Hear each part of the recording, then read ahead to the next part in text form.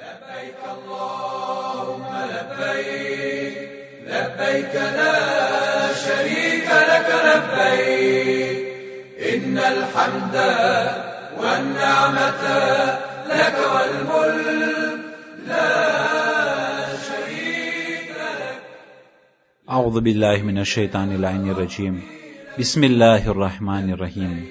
અઝીઝાને મુહતરમ, આપણે શવ્વાલ મહિનો પસાર કરી રહ્યા છીએ અને લગભગ 1.5 મહિનાના અંદરમાં હજનો મોસમ આવી રહ્યો છે અને હજની તૈયારી થઈ રહી છે. એટલા માટે હજ બારામાં અમુક હદીસો અને કુરાન શરીફની આયતો તમારી સમક્ષ પેશ કરવામાં આવી રહ્યું છે. શું ખબર કે આ કલામોને સાંભળી અને એ લોકો કે જે લોકો હજમાં નથી ગયા વાજિબ હોવા છતાં, અને જે લોકો વાજિબાત અદા કરવા બાદ ફરીવાર તેઓને હજ તરફ ઈરાદો થાય, તો આ સવાબે અઝીમના અંદરમાં ભાગીદારી માટે અને આ મહાન અજરે અઝીમ વાળું કામ માટે આ નાચીજ બંદો પણ શરીક થાય. અલ્લાહ સુબ્હાનહુ વ તઆલા કુરાન શરીફમાં ઇરશાદ ફરમાવે છે, વલિલ્લાહિ અલા નાસ હિજ્જુલ બૈત મન ઇસ્તતાઅ ઇલૈહિ સબીલા, કે માણસો ઉપર ખુદાનો એક ફરીજો છે જે લોકો હજ તરફ જઈ શકતા હોય. એ ઇસ્તિતાઅત અને કુદરત અગર જો હોય તો સર્વે માણસો માટે હજ તરફ જવું વાજિબ છે. જ્યારે ખાને કાબા બની ચૂક્યું, જનાબ ઇબ્રાહીમ તથા જનાબ ઇસ્માઇલ તે ઘરને બનાવી ચૂક્યા, ત્યારે ખુદાવંદ કરીમે કહ્યું, વઅذن ફિ الناس بالحج, કે આ ઇબ્રાહીમ તો અઝાન આપ હજ માટે, તે લોકો હજ તરફ આવશે.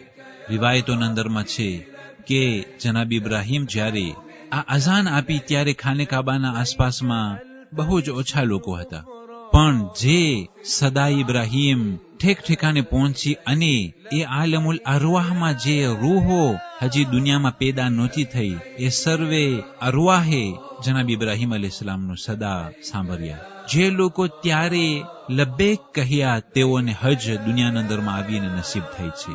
જે લોકો 2 વખત લબ્બૈક કહ્યું તે લોકો 2 વખત હજ કરે છે. જે લોકો જેટલી વખત પણ લબ્બૈક કહ્યું એટલી વખત ખુદાવંદ કરીમ તેઓને દુનિયાના અંદરમાં હજ તરફ બોલાવે છે. મૌલાએ કાયનાત અલી ઇબ્ન અબી તાલિબ અલૈહિસ્સલાતુ વસ્સલામ ફરમાવ્યું કે અલ હાજ વલ મુઅતમર વફદુલ્લાહ, કે જે હજ કરવા માટે અને ઉમરા કરવા માટે ખાને કાબા જશે, મક્કા શરીફ જશે, તે લોકો અલ્લાહ સુબ્હાનહુ વ તઆલાના મહેમાન છે. વયહિબ્બુહુ બિલ મગફિરા, કે ખુદાવંદ કરીમ હિબા કરે છે, ભેટ આપે છે, હદિયો કરે છે તે હજ કરનાર અને ઉમરા કરનારને. એ મગફિરતની મોટી ભેટ અને હદિયો ખુદાવંદ કરીમ તેઓને અર્પણ કરે છે. એ હજના ફલસફાઓ બારામાં જનાબે સૈયદા સલામુલ્લાહ અલૈહા એ ખુતબાઓના અંદરમાં ઇરશાદ ફરમાવ્યું કે ખુદાવંદ કરીમ તે હજને વાજિબ કર્યું કારણ કે હજ કરવાથી ધર્મ મજબૂત થાય છે. અઝીઝાને મુહતરમ, એ હજના અંદરમાં જ્યારે મુસલમાનો ભેગા થાય છે ત્યારે ઇસ્લામની અઝમત અને ધર્મનો દબદબો ત્યાં દેખાઈ આવે છે કે એક જ ટાઈમમાં આટલી તકલીફો હોવા છતાં, આટલા કાયદા કાનૂન અને તનાઝુલ વગેરે હાજીઓને બહુ જ મોંઘું પડે છે, છતાં પણ વર્ષે હજ તરફ વધારે માણસો ખેંચાય છે. અને એ માણસો એટલા ખેંચાય છે કે ત્યાંની સરકારને કોટા રાખવા પડ્યા. અગર જો આ કોટા ના હોત તો આનાથી 10 ગણા માણસો હજના અંદરમાં પહોંચતા હોત. દુનિયાના ઇતિહાસના અંદરમાં કોઈ પણ એવું ધર્મ નથી કે જે આટલું માણસ ભેગું કરી શકે એક જ ટાઈમના અંદરમાં. અને તે અરાફાત અને મીના એવો શહેર છે કે વર્ષમાં ખાલી 2 કે 3 દિવસ માટે જ તે શહેર આબાદ છે.